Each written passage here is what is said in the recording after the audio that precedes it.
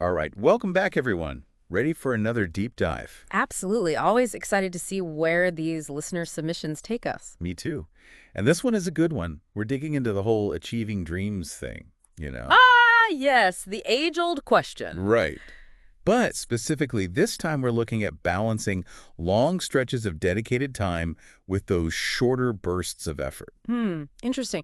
Like finding the sweet spot between going all in, just squeezing things in whenever you can. Yeah, exactly.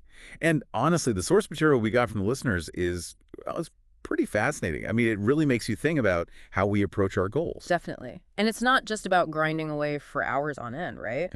There's got to be a smarter way to use our time. Okay, so actually, you know what? One of the first things I noticed going through these sources was this idea that deep dives build momentum. What do you think about that? It's funny because at first I thought, oh, yeah, sure. But then when you really start to think about it, there's something really powerful about that focused, immersive time.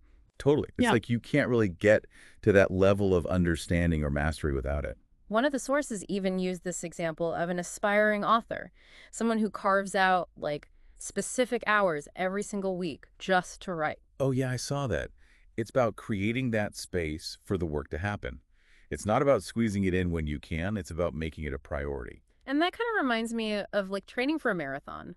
You don't just wake up one day and decide to run 26 miles. It takes months of preparation, a consistent training schedule, building up your endurance, and pushing your limits little by little. It makes me think about all the things I've thought about doing but never actually made the time for. Ah, tell me about it. I have a whole list of those. But the point is, whether it's writing a book or running a marathon, these big goals require that dedicated time investment. You've got to be willing to go deep. Okay, so that's deep dives. But what about the flip side?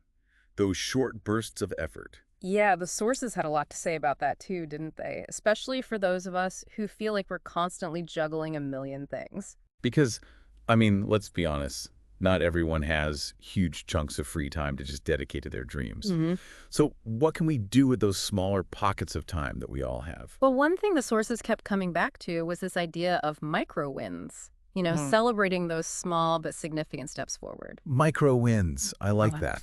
Because, yeah, sometimes it's those small wins that keep you going. It's Yeah. easy to get discouraged when you're only focused on this huge end goal. Right. It's like that saying, how do you eat an elephant? One bite at a time. Uh-huh.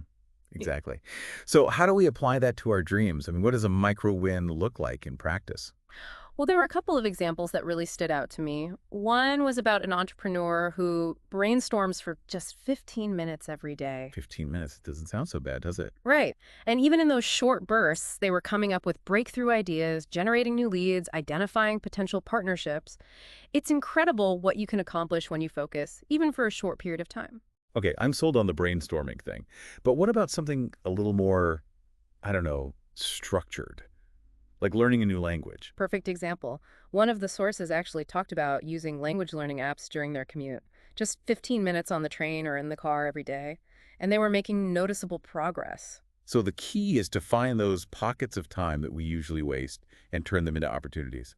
Like waiting in line or, hmm waiting for the laundry to finish. It's like we all have these hidden pockets of productivity just waiting to be tapped into. Exactly. It all comes down to being intentional with your time. You know what? All of this reminds me of something I read about multitasking, which was basically don't do it. And it really resonated with me because I am, or I should say I was, a chronic multitasker. Yeah. And let me tell you, it wasn't pretty. You and me both. But that's actually a really good point. When it comes to those short bursts of effort, it's all about laser focus, eliminating distractions, giving your full attention to that one task. I think one of the sources said something about keeping a notepad handy. Yes. To jot down any distractions or to-dos that pop up, so instead of getting sidetracked, you can just write it down and address it later. It's a way to stay completely present in that moment. Okay, so we've got deep dives for those longer stretches of time, and we've got micro wins for those shorter bursts. But how do we put it all together? Like, what's the secret sauce for making it all work? Well, that's where it gets really interesting because the sources actually emphasize the importance of combining both approaches. It's not about choosing one or the other. It's about finding that synergy between them. It's like I'm thinking of a musician working on an album. They might have dedicated recording sessions on weekends, but they're also practicing every day. even if it's just for a few minutes. It's Mhm. that balance of intensity and consistency. You're getting it. And think about a student studying for exams. They might have long study sessions on weekends, but they're also reviewing flashcards or doing practice problems during the week whenever they have a few minutes to spare. It's like weaving a tapestry, isn't it? Those long threads of focused effort combined with these smaller, intricate details. Exactly. And that's how you create something truly remarkable. I'm starting to see a common thread here, whether it's long stretches of time or those stolen moments. It's the consistency that really matters. Absolutely. One of the sources even cited a study that found consistent, even small efforts were more effective than sporadic bursts of intense activity. They called it the compound effect. Small actions accumulating over time to create significant results. Think about it like investing. Small, regular contributions can grow into a substantial amount over time. So it's not about being perfect, it's about showing up day after day and putting in the work. Exactly. It's about progress, not perfection. I love that.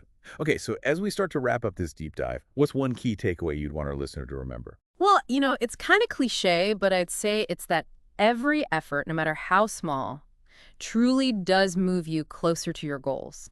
It's so easy to get caught up in the overwhelm of everything you need to do, but if you can just focus on taking one tiny step today, even if it's just for 5 minutes, I think you might be surprised by the momentum you create. That's a great reminder.